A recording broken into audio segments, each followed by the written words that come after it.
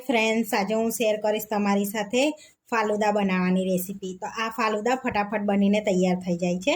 તો અહીં આગળ આપણે ફૂલ ફેટ દૂધ લઈ લીધું છે 500। આપણે ગેસ પર મૂકીને એક ઉભરો આવવા દઈશું। તો આપણે એની અંદર 2 ટેબલ સ્પૂન જેટલી ખાંડ ઉમેરીશું, જેથી આની અંદર રોઝ સિરપ આવશે ને એટલે થોડુંક ગળ્યું થશે। એટલે તમે વધારે ગળ્યું ખાતા હોય તો વધારે ઉમેરવાની। અહીંયા આપણે 2 ટેબલ સ્પૂન ઉમેરી છે। તો આપણે દૂધમાં એક ઉભરો આવવા લાગ્યો છે। હવે આપણે આ રીતની સેવ લેવાની છે। તો આને આપણે જાડી સેવૈયા લેવાની છે, તે એડ કરી દઈશું 1 બાઉલ જેટલી, અને સરસ એવી દૂધમાં આપણે ઉકાળી લઈશું જ્યાં સુધી સેવૈયા ચડી ના જાય ને ત્યાં સુધી। તો 3 થી 4 મિનિટમાં સેવૈયા ચડી જશે। મિક્સ કરી લઈશું। હવે તો અહીંયા આપણે 1.5 ટેબલ સ્પૂન કસ્ટર્ડ પાવડર લીધો છે। હવે એમાં આપણે થોડુંક પાણી એડ કરીશું અને સરસ એવું મિક્સ કરી લઈશું। ગાંઠા વગરનું બેટર તૈયાર કરી લઈશું આ રીતે, ને એડ કરવાનું। સેવઈ ચડી જાય ને પછી કસ્ટર્ડને એડ કરીશું આપણે। આની અંદર ઉભરો આવ્યા પછી સેવૈયા એડ કરવાની છે। જો એ પહેલાં એડ કરશો તો દૂધ ફાટવાના ચાન્સીસ વધારે રહેશે। એક ઉભરો આવ્યા પછી સેવૈયા એડ કરી દેવાની છે આપણે। તો 4 થી 5 મિનિટ જેવું થઈ ગયું છે, તો આપણી સેવૈયા સરસ એવી ચડી ગઈ છે। તો ચેક કરી લઈશું આપણે। તો જોઈ શકો છો સરસ એવી સેવૈયા ચડી ગઈ છે।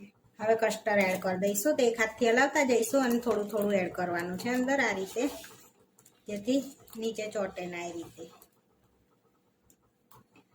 હવે મિક્સ કરીને 2 થી 5 મિનિટ આપણે ઉકળવા દઈશું એને, એટલે સરસ ક્રીમી ટેક્સચર આવી જશે અંદર અને થીક થશે એ।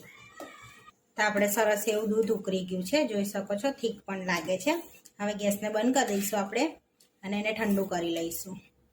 તો કલાક થઈ ગયો છે, સરસ એવું દૂધ ઠંડુ આપણે થઈ ગયું છે આ રીતનું। હવે આપણે એની અંદર રોઝ સિરપ એડ કરીશું 3 થી 4 ચમચી જેવું, અને મિક્સ કરી લઈશું પહેલાં આપણે। તો જોઈ શકો છો સરસ એવું કલર પણ આવી ગયો છે અંદર। થોડી પિસ્તાની કતરણ એડ કરીશું, થોડી બદામની કતરણ એડ કરીશું। અહીં આગળ 1.5 ચમચી જેવા આપણે તકમરિયા પલાળ્યા હતા, એ સરસ પલળી ગયા છે, એ પણ એડ કરી દઈશું અને સરસ બધું મિક્સ કરી દઈશું આપણે આ રીતનું। બધું મિક્સ કરી દીધું છે। હવે આપણે 2 કલાક માટે ફ્રીજમાં મૂકીશું, એટલે ઠંડો ઠંડો સર્વ કરીશું। તો ગરમીમાં ઠંડો ઠંડો ફાલુદા પીવાની મજા પડી જાય છે। તો આપણે ફ્રીજમાં મૂકે 2 કલાક થઈ ગયા છે, સરસ એવો આપણો ઠંડો ઠંડો ફાલુદા રેડી થઈ ગયો છે। હવે સર્વ કરી લઈશું। તો અહીંયા આપણે ગ્લાસ લઈ લીધા છે, એમાં આપણે સર્વ કરવાનો છે, એડ કરીશું। હવે આપણે આઈસ્ક્રીમ લઈ લઈશું। તો તમે કોઈ બી ફ્લેવરનો આઈસ્ક્રીમ લઈ શકો છો।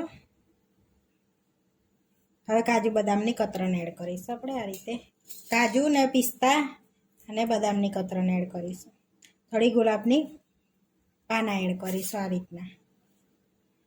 તો આપણો ફટાફટ બની જાય એવો ફાલુદા બનીને રેડી થઈ ગયો છે। આવા વિડીયો જોવા માટે મારી ચેનલને સબસ્ક્રાઈબ કરો, લાઈક કરો, શેર કરો, અને તમે જરૂરથી ટ્રાય કરો। ફરી મળીશું નવા વિડીયોમાં। કોમેન્ટ કરીને જરૂરથી જણાવજો કે તમને આ મારી રેસીપી કેવી લાગી।